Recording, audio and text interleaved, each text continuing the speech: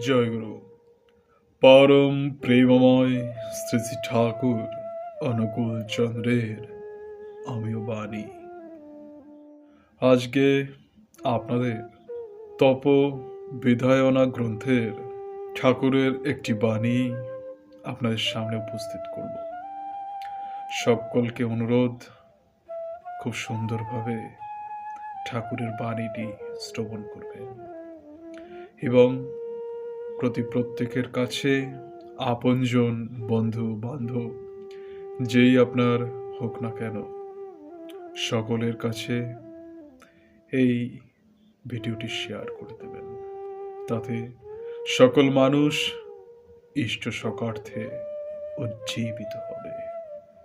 শুরু করছি সেই তপবিধায়ন গ্রন্থের বাণীটি। আচার্যের কাছে অন্তরঙ্গকে উলঙ্গ করে ফেলো অনুচর্যা নিরতি নিয়ে।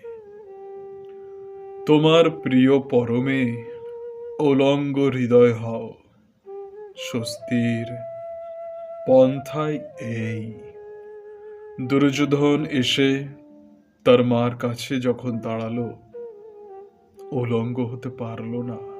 যে অঙ্গ আবৃত ছিল সেই অঙ্গ নিরাপদ হলো না, সেখানেই আঘাত লেগে মারা গেল। সত্যানুসরণে আছে, যদি পাপ করে থাকো তবে কাতর কণ্ঠে তা স্বীকার করো, শীঘ্রই সান্ত্বনা পাবে। অন্তরে যা গোপন করবে তাই বৃদ্ধি পাবে। কামে গোপন আছে, কিন্তু ভালোবাসায় উভয়ের কাছে কিছু গোপন থাকতে পারে না। তাই শাস্ত্রে দেখি জগাই মাধাই, দস্যু রত্নাকর, আম্রপালি, ম্যান্ডেলিন, অগস্টিন এর মতো কত অগণিত নষ্ট, দুষ্ট, পতিত, বেশ্যা, মাতাল, লম্পট আচার্যকে ধরে তার পরবর্তী জীবনে পূজিত হয়েছে।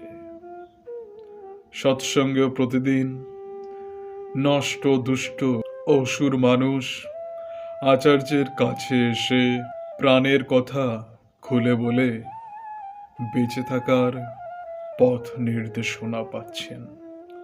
পরবর্তীতে দেবতায় রূপান্তরিত হচ্ছেন।